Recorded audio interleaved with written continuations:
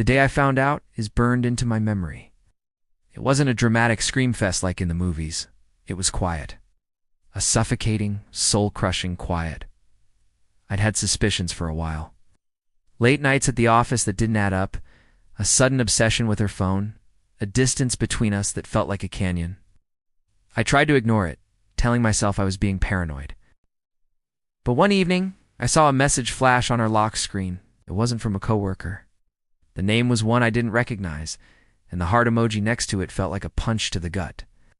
That night, I couldn't sleep. Every possible scenario played out in my head. The next morning, I knew I couldn't live with the uncertainty anymore. My heart was hammering against my ribs. My hands were shaking. I waited until we were both sitting with our morning coffee, the silence of the house, amplifying my anxiety. I took a deep breath and just said it.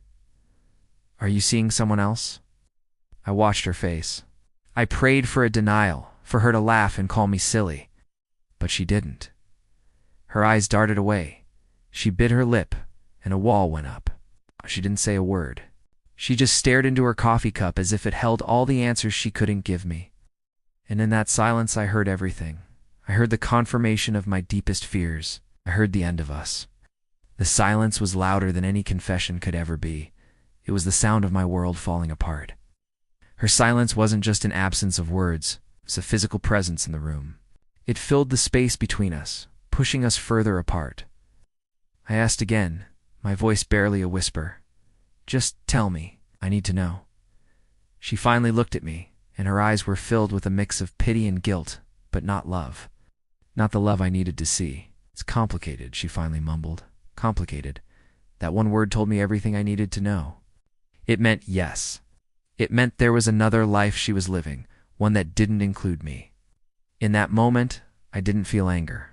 Not yet.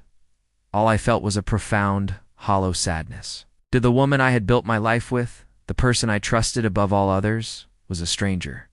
Her silence wasn't just a refusal to speak. It was an erasure of our entire history. It was a statement that what we had wasn't worth fighting for, wasn't even worth the honesty of a direct answer. The quiet in that kitchen was the loudest sound I've ever heard. It was the sound of a betrayal so deep it echoed in every corner of my being. The days that followed were a blur of numb disbelief. Her silence continued. She moved through the house like a ghost, and I felt like I was haunting my own life. The questions I had screamed in my head. Who was he? How long had it been going on? Why, but I never asked them out loud again, because I knew the answer was in her silence. Her refusal to talk, to explain, to even argue, told me that our chapter was over.